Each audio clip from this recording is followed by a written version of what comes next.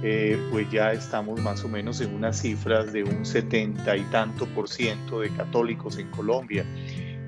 El grupo también de agnósticos y de ateos pues ha subido significativamente en el país. El carisma que le da el Señor al párroco es la administración de los carismas.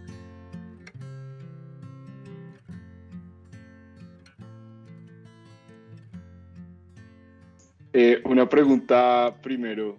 eh, es que nosotros no sabíamos bien cómo dirigirnos a usted, cuál es la forma respetuosa de hacerlo. Pues me puede llamar Luis Manuel, me puede llamar Luisma, me puede llamar Monseñor, me puede llamar Excelenza, me puede llamar como quieras.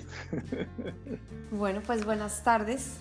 Muchas gracias por acompañarnos hoy. Nosotros somos entonces de Levantando el Velo. Mi nombre es María Paula, ya nos conocemos, y Sergio.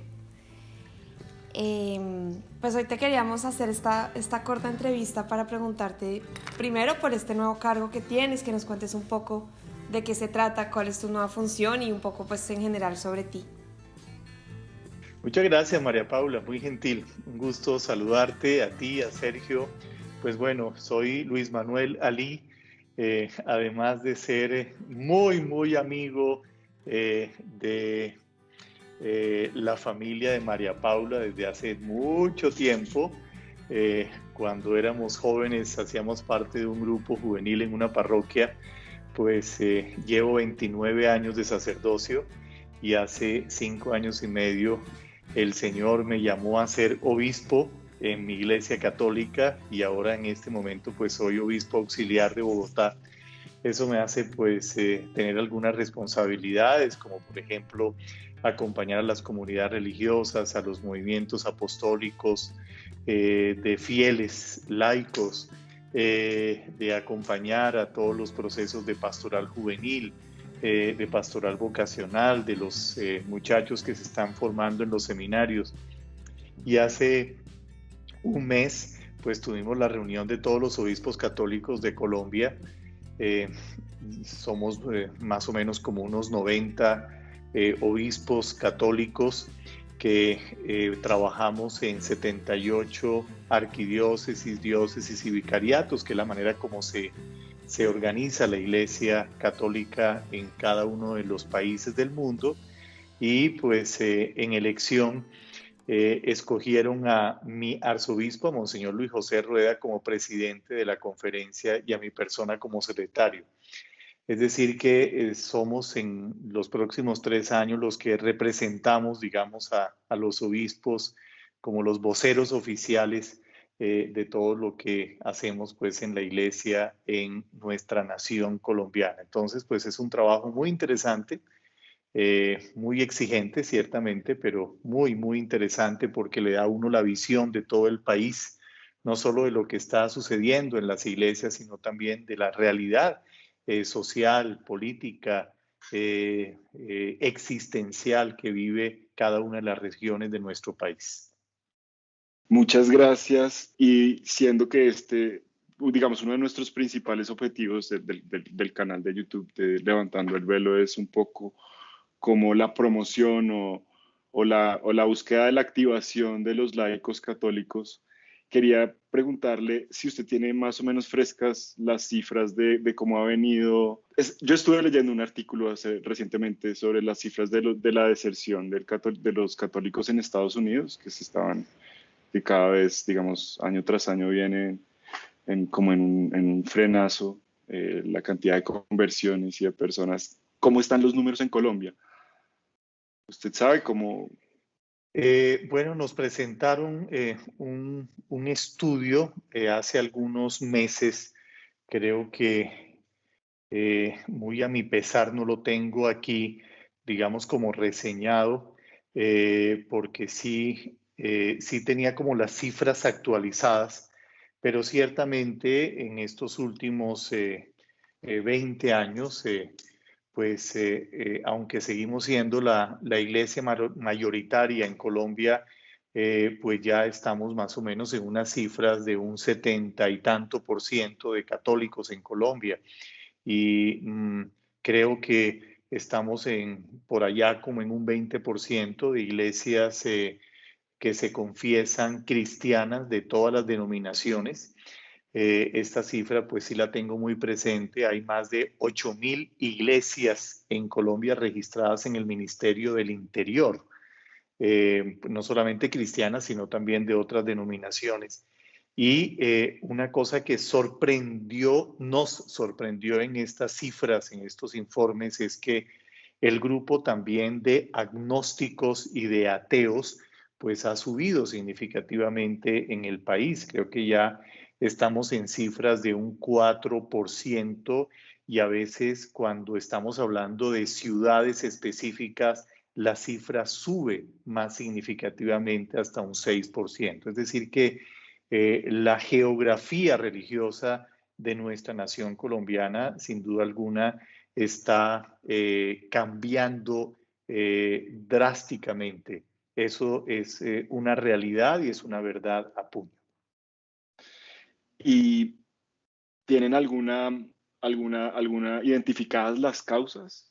¿Por qué está pasando? Bueno, las causas son muchísimas, son, digamos, causas que se han estudiado a lo largo de estos últimos años. Digamos, hay internas, hay causas externas, sociopolíticas, socioreligiosas.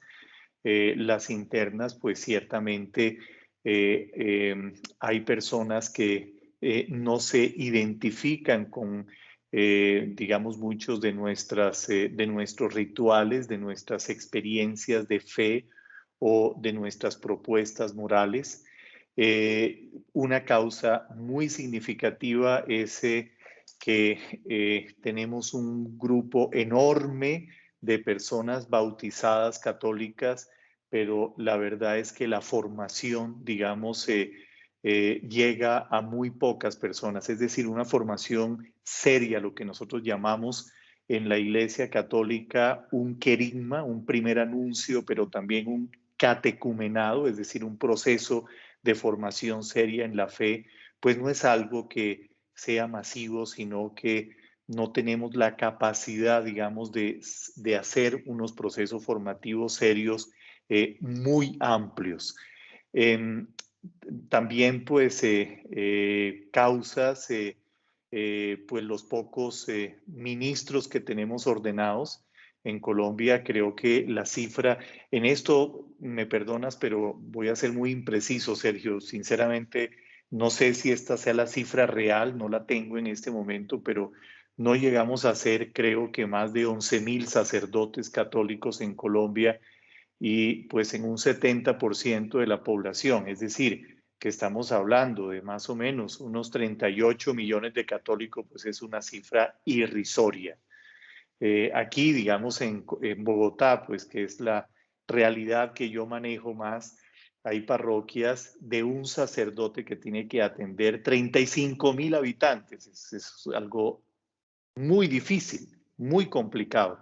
También laicos que no son formados, procesos, digamos, que falta, digamos, todo el sentido misional de los laicos. Eso, pues, respondiéndote solamente presentando causas de lo que nosotros sabemos que pasa en nuestra iglesia.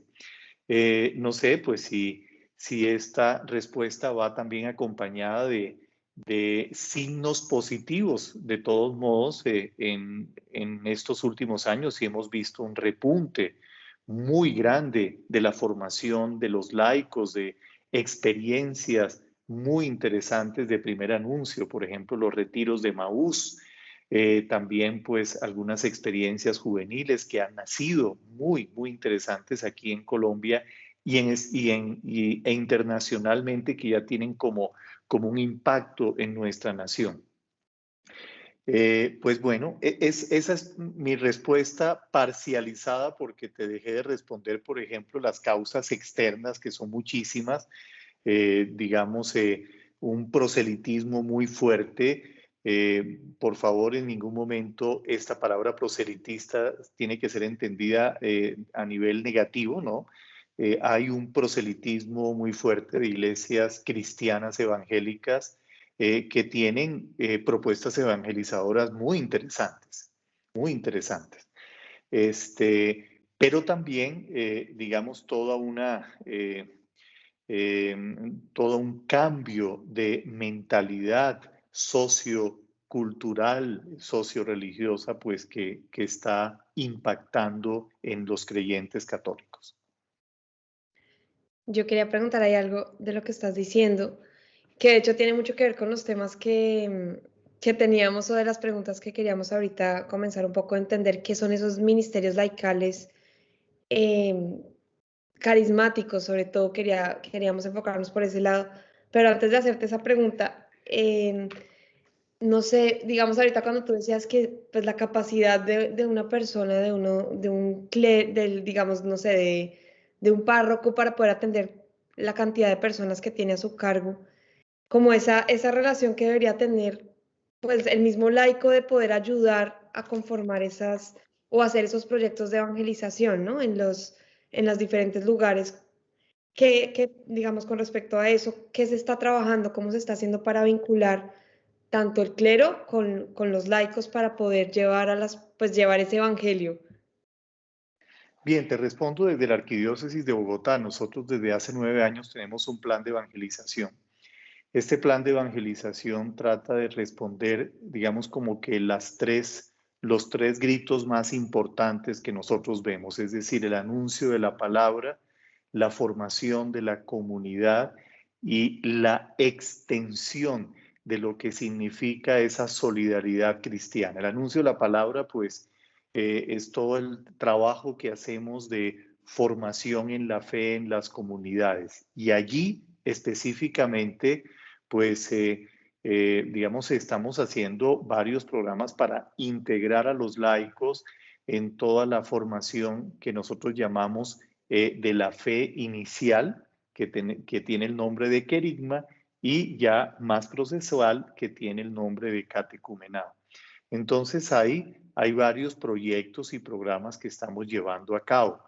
Digamos, pues no es algo que todavía se vea masivamente, pero ya, digamos, vemos algunas experiencias interesantes en algunas parroquias, precisamente pues en que deseamos que los fieles laicos se comprometan cada vez más en este accionar, en esta obra. Y el segundo punto, pues, es la formación de las comunidades. Entonces, también de esa manera te podría decir que hay todo, digamos, un andamiaje y unos proyectos de formación comunitaria en cada una de las comunidades de los movimientos apostólicos. Uno de los puntos que me gusta siempre expresar, digamos que se ve, eso sí, palpablemente en las parroquias, es la formación de lo que nosotros llamamos pues los consejos parroquiales. Tiene otro nombre más técnico, pero para que ustedes me entiendan, los consejos parroquiales, es decir, que el párroco no se sienta solo en todo este trabajo, sino que incluya a un grupo de laicos que le ayude y le motive en todo este cuento. Eso, por ejemplo, ya vemos que de nuestras 300 parroquias, la grandísima mayoría ya está caminando en ese cuento. También un punto que me parece muy importante es la coordinación entre los movimientos laicales. Hay muchísimos movimientos, es impresionante. Ustedes me preguntan cuántos tenemos aquí en Bogotá, les tengo la cifra, pues inscritos son como unos 97 movimientos laicales. Entre esos, por ejemplo, uno de ellos es la Renovación Carismática, que tiene yo no sé cuántos grupos carismáticos, no tengo la cifra.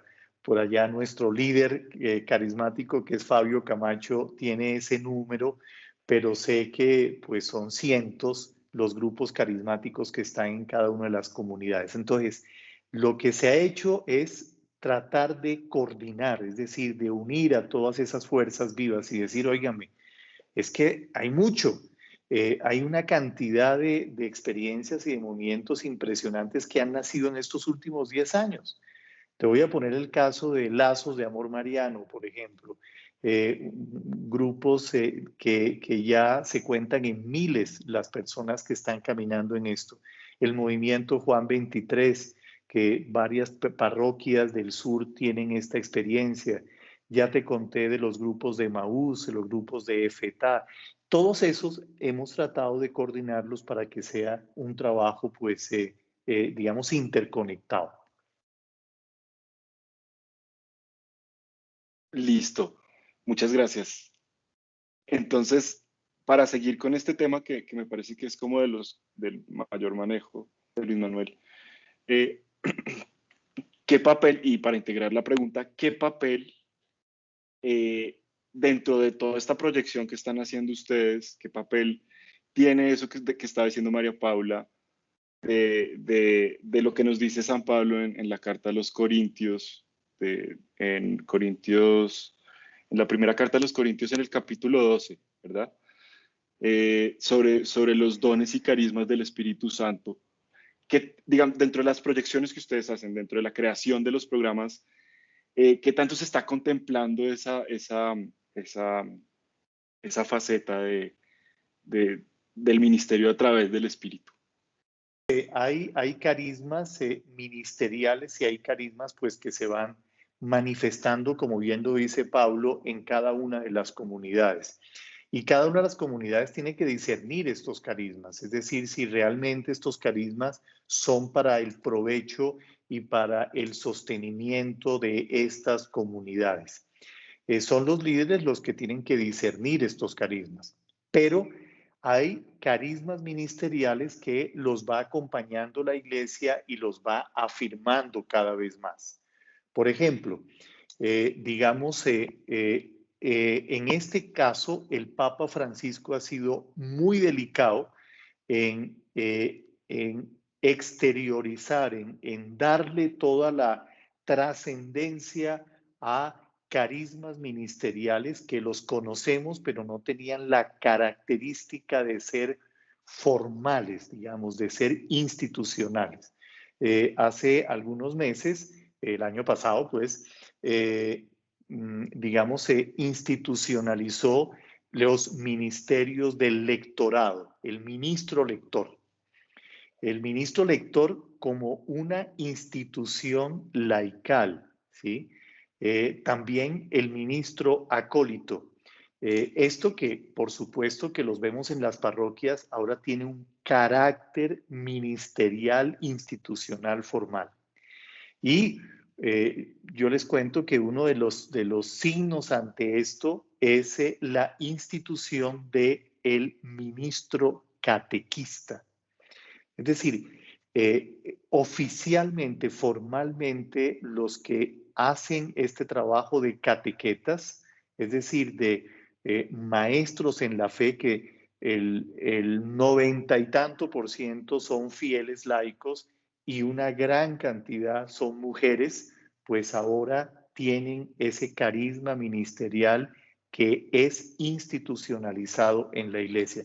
O sea, esto que antes era, digamos, en la informalidad de las parroquias, mira, tú por qué no quieres leer la primera lectura y tú por qué no haces la segunda lectura, y entonces pues había algunos párrocos muy juiciosos que hacían una formación y algunos hasta una oración para que pues los lectores sean instituidos, ahora tienen toda la formalidad de ser ministros en la iglesia. Esto es supremamente importante, es un paso fundamentalísimo. Más de lo que nosotros nos imaginamos, porque significa que cada vez más, digamos, se integra también en el conjunto de la iglesia ministerios carismáticos, digamos, institucionales, como es el lector, como es el acólito y sobre todo como es el catequeta. Entonces, yo con mi tentación siempre de ser profesor tengo que resumir lo que he respondido. Te resumo diciendo lo siguiente. Primero, pues hay carismas, digamos, dones carismáticos más bien, que tienen que ser discernidos por los líderes en cada una de las comunidades, ¿verdad? Y eso fluye con el don del Espíritu Santo. Pero también hay carismas ministeriales que son los institucionalizados por la iglesia y son los que te estoy diciendo. Yo quería preguntarte una cosa con respecto a eso.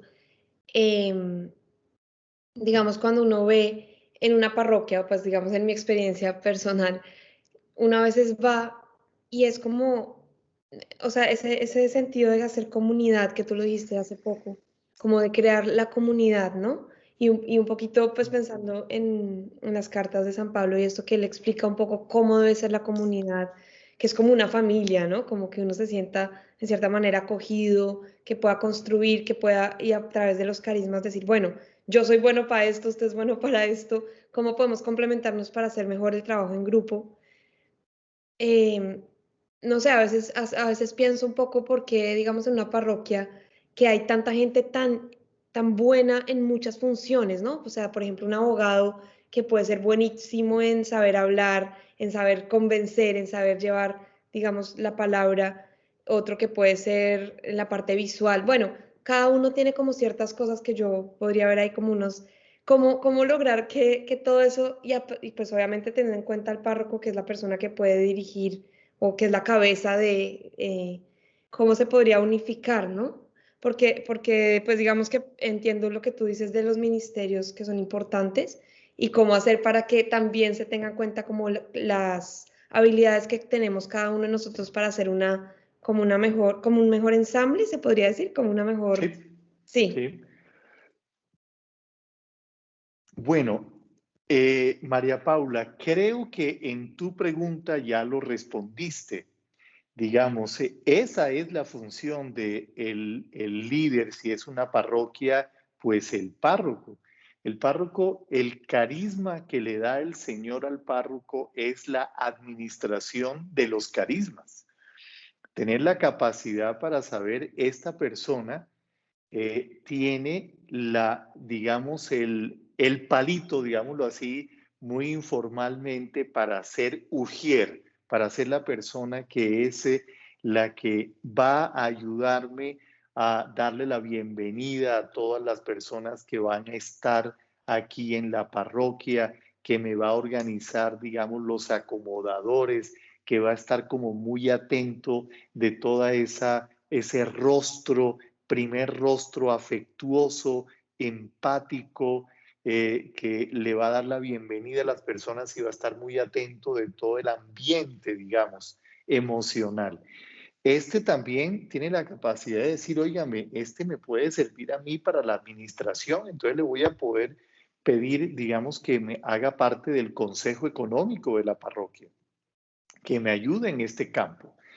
Esta persona siento que tiene una sensibilidad para la música impresionante. Puede ser que me ayude, digamos, a organizar, a estructurar el grupo de canto.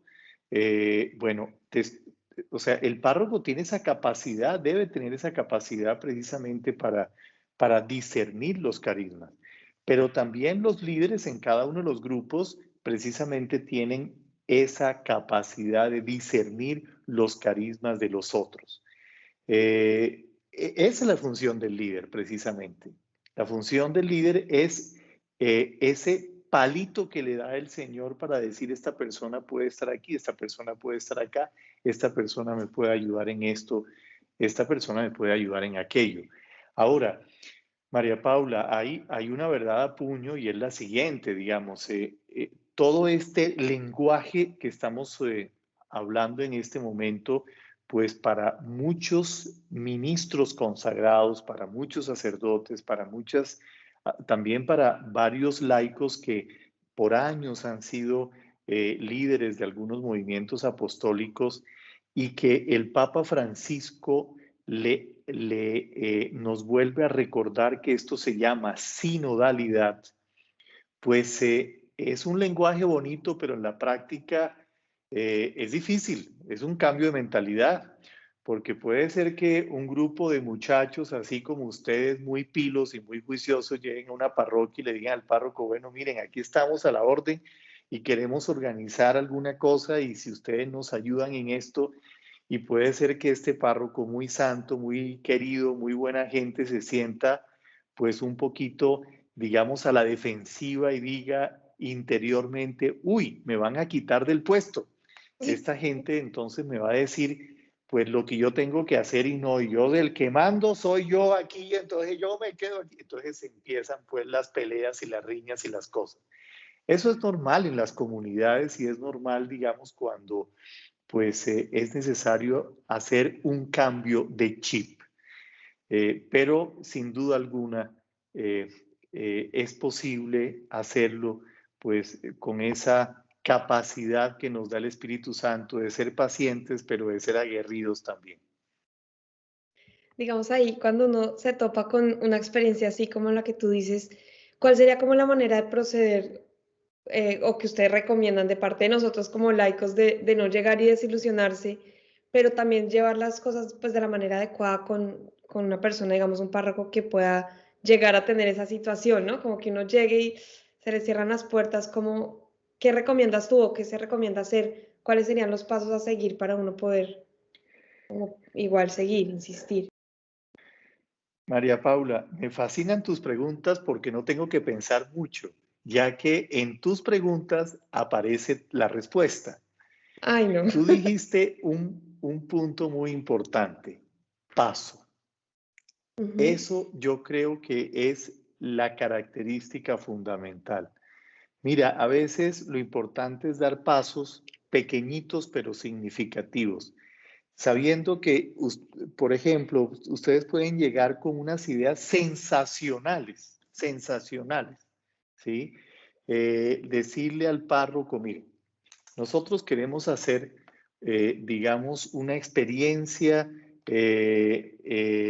de unas reuniones digitales por StreamYard. Entonces, si quieren, los organizamos y yo no sé qué, yo no sé cuándo. Y pueden entonces contarle al párroco eso por 2 horas y al final de las 2 horas el párroco les puede decir, óigame, ¿y eso de StreamYard qué es? No tiene la más remota idea, ¿sí? Entonces significa pues que tienen que dar pasos pequeños pero significativos. Y la paciencia que hace verdaderos sabios, es decir, saber que a veces son dos mentalidades que se encuentran y dos mentalidades que tienen que valorarse mutuamente, porque esa persona que está ahí también tiene todo un pozo de sabiduría que tiene que ser respetado por cada uno de nosotros. A veces, digamos, uno puede caer en la tentación adámica de pensar pues que todo va a ser diferente cuando yo llegue, antes de yo y después de a yo. Y eso, pues ahí comenzamos la cosa mal. No, dar pasos pequeños, pero dar pasos significativos. Yo creo que María Paula, tu mamá te puede contar todo lo que nosotros vivimos con nuestro párroco de Santa Beatriz en nuestra época, ¿sí? Que teníamos que entrarle despacito porque muchas de las cosas empezaba a decir, no, no, no, eso no es posible, no, no, no, eso no es posible, ¿cómo se les ocurre esto? Y poquito a poquito íbamos entonces conciliando esas mentalidades, porque aunque parece como si 20 años nos distanciaran muchísimos, hay también coincidencias. También como continuando con esta misma idea, yo quiero contarle pues una salvedad rápida. Yo tengo una muy poca experiencia como de en la vida de las parroquias. Yo tengo una conversión muy reciente, como de hace 2 años largos. Pero pues me leí la Biblia con asiduidad, o sea, me metí, la he leído, la estudiamos con nuestro grupo mucho. Y una de las cosas que más entusiasma de la lectura de la Biblia es la creación de la comunidad y esas primeras comunidades cristianas, como vemos, por ejemplo, en los Hechos de los Apóstoles, o esas primeras comunidades cristianas de las que hablan los padres de la iglesia y todo eso. Y nos encontramos con que hay, pues por supuesto, teniendo todas las salvedades históricas del caso claras en la cabeza, nos encontramos con que la distancia que nos encontramos entre eso y la parroquia hoy es gigantesca. ¿Cuál es la parroquia que ustedes tienen en la cabeza hoy en día? Muy interesante tu pregunta. La parroquia, perdón, que tenemos nosotros en la cabeza es esta, es una comunidad de comunidades. Una comunidad, digamos, que funcione a ver, como si fueran unas ondas expansivas. ¿Sí? Es decir, digamos, la imagen que yo tengo es la siguiente. Es un pastor, un párroco, ¿verdad? Que tenga un grupo de laicos, digamos que pues no puede ser muy grande, ¿sí? Y ese grupo de laicos, digamos, sean los que extienda esa onda a otros grupos comunitarios, que pueden ser entonces por medio de movimientos, por medio de grupos, por medio de actividades, de procesos, etcétera. Y ese grupo vaya expandiendo también esa experiencia. Digamos, es así, es un grupo, es una comunidad de comunidades que se va expandiendo.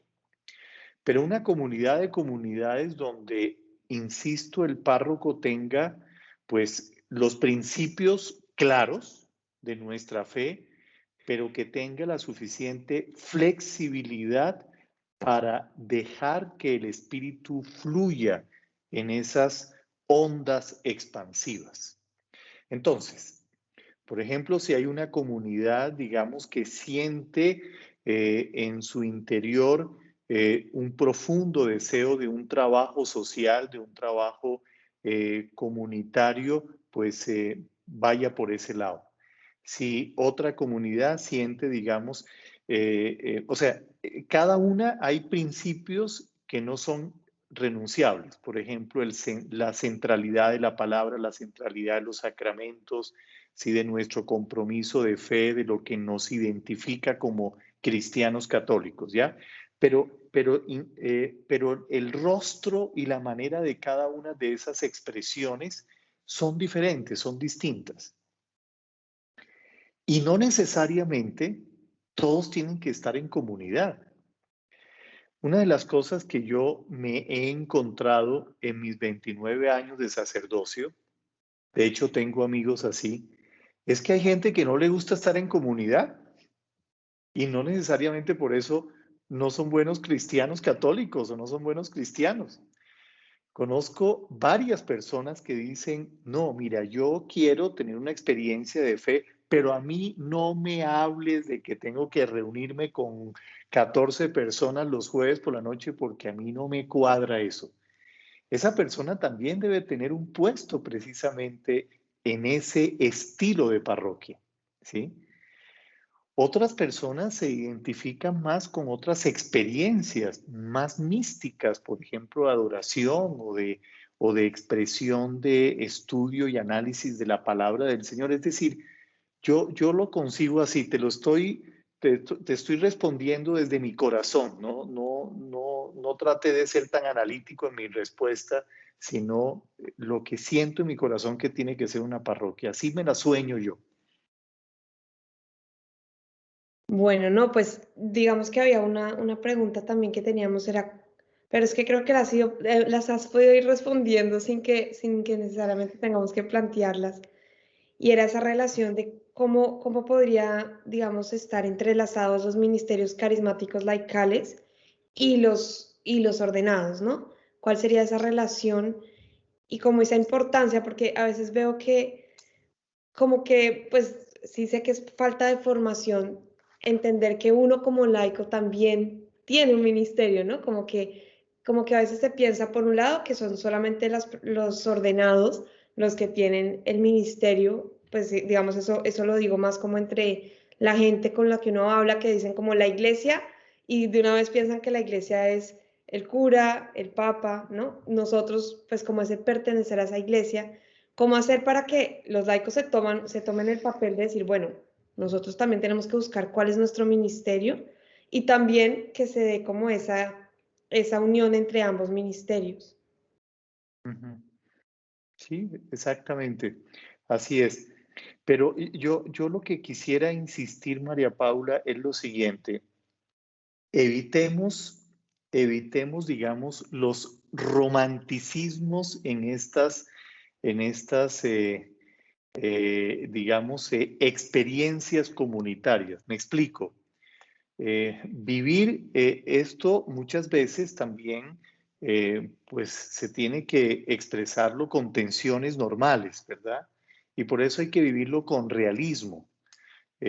Por eso, digamos, esta búsqueda muy sincera de todos, construyendo la iglesia que el Señor nos propone para la edificación del reino, pues es algo que se va construyendo poco a poco y las tensiones van a estar. Creo que fue Sergio el que habló precisamente de esa experiencia de las primeras comunidades que me imagino te estaba refiriendo a Hechos de los Apóstoles capítulo 2. Cuando yo estudié, mis estudios bíblicos, yo recuerdo que a mí me explicaba el exégeta que trabajó Hechos de los Apóstoles y me decía, nos decía, miren, este texto de Hechos 2, pues es el ideal, digamos, que todos tenemos que alcanzar en nuestras comunidades. Pero es inspirado por el Espíritu Santo en ese momento, es porque ya había problemas, porque ya en las comunidades eso no se estaba viviendo. Entonces fue necesario plasmarlo por escrito en los años 80, en los años 90 de nuestra era, es decir, 50 años después de la muerte y resurrección de Cristo Jesús, porque ya había tensiones. Y una de las demostraciones de esas tensiones es que 10 capítulos después de los Hechos de los Apóstoles aparece el primer concilio de Jerusalén, donde la garrotera de Pablo y de Pedro es impresionante, ¿sí? Y era pues una discusión muy fuerte precisamente por los circuncisos y por los incircuncisos. Bueno, ¿y cómo vamos a manejar esto? ¿Cómo vamos a discernir esto? Entonces, fíjate cómo en medio pues de esas tensiones y de esas discusiones tan hermosas se iba tejiendo, digamos, la fuerza del espíritu y la fuerza de una comunidad. Cuando uno toma en serio, digamos, el seguimiento de Jesús, no debe en ningún momento extrañarse ni escandalizarse de las tensiones internas que va a vivir. Y es así como se va tejiendo, pues, ese discernimiento comunitario. Claro, yo quería intervenir ahí una cosa muy pequeña, un comentario corto sobre eso. A mí me parece valiosísimo cuando hay tensión, porque hay tensión cuando hay interés. Lo que Exacto. pasa es que nosotros nos encontramos más bien es como lo contrario, es como un desinterés generalizado, como una participación muy, muy pequeña, digamos, de la mayoría de los personajes de la parroquia, por lo menos en la mía, y en las que conozco, en las poquitas que he conocido. Hay un grupito de gente que sí son los que van todos los días a misa y no sé qué, son normalmente las personas de mayor edad, y ya. Y ellos son los que van todos los días y se sientan más o menos siempre en el mismo lugar y no sé qué, están como allá. Pero después el resto es como, bueno, yo voy el domingo y eso, y ya. Sí, o sea, entonces, Sí, tienes razón, ¿cómo Sergio. hacemos para traer a esta gente? Pues quemarlos con el fuego del Espíritu. No, tampoco. No me tomen al pie de la letra lo que estoy diciendo, pero fuera chiste, es decir, lo que hay que pedirle al Señor precisamente es esa fuerza y ese entusiasmo y esa vitalidad que tanto añoramos y tanto le pedimos al Señor que avive en nuestros corazones y en nuestras comunidades. Tienes toda la razón, Sergio, pero pues en eso estamos y para eso estamos. No, pues darte las gracias de verdad por este espacio, creo que fue muy, muy interesante, muy enriquecedor y bueno, pues un honor tenerte. No sé si quieras tú decir algo más y cerrar con una oración Nos gustaría mucho.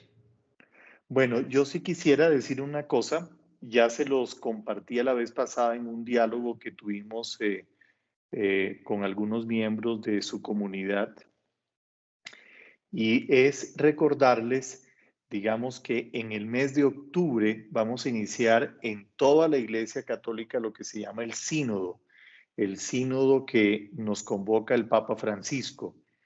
Este sínodo creo que el inicio va a ser el 20 de octubre oficialmente en la ciudad de Roma, es decir que pues me imagino que, no sé, en la semana siguiente ya se sabrá cómo va a ser la participación. Yo les compartiría vivamente mi invitación para participar de estas actividades. Ya después les diré cómo es posible participar, porque va a ser un momento muy interesante donde cada uno de nosotros como fieles laicos, a mí me gusta mucho utilizar esa expresión fieles laicos, porque fieles laicos son ustedes y soy yo, es decir, somos todos los bautizados. Somos los laicos, los religiosos, los sacerdotes, los obispos, todos. Somos los fieles laicos. Estamos llamados para ser parte de ese sínodo. Entonces, pues sin duda alguna, los invitaré y les compartiré cómo será posible esa participación. Y bueno, muchas gracias. Fue un honor realmente compartir con ustedes este momento y les propongo que hagamos en este momento una oración. Señor Jesús, en esta noche ponemos en tus manos todos nuestros corazones. Te pedimos que nos des la gracia de tu Espíritu para poder sentir esa fuerza, esa llama, esa vitalidad a la que tú nos llamas como fieles laicos. Ayúdanos, Santísimo Señor, para que con esa vitalidad podamos sentir esa fuerza del Espíritu, ese don de sabiduría, de ciencia, de entendimiento, de fortaleza, pero también esa piedad y ese temor de Dios, ese don de consejo que nos capacite para escuchar tu palabra y para transmitirla a los demás. Te pedimos, Señor, que con esta vitalidad y con esta fuerza podamos no solamente tener una experiencia de ti, sino transmitirla a los otros. Ayúdanos, Señor, para construir esta iglesia. Ayúdanos para ser fieles a lo que tú nos propones. Y a ti, María, que siempre intercedes por nosotros, te pedimos que nos enamores más y más de tu Hijo Jesucristo, que nos enseñes también con esa presencia maternal tuya cómo ser fiel a tu amado Hijo. Y por eso proclamamos lo que es el centro de nuestra fe en este momento. Creer en un solo Dios en tres personas distintas. Gloria al Padre, gloria al Hijo y gloria al Espíritu Santo, como era en el principio, ahora y siempre, por los siglos de los siglos. Amén. Muchas gracias. Bueno, que el Señor muchas los bendiga. Gracias. Muchas gracias. Buena noche. Y bueno, pues, Sergio, María Paula, buena noche. Si te gustó el video, dale like, compártelo, suscríbete al canal y no se te olvide tocar la campanita para no perderte ninguno de los próximos videos.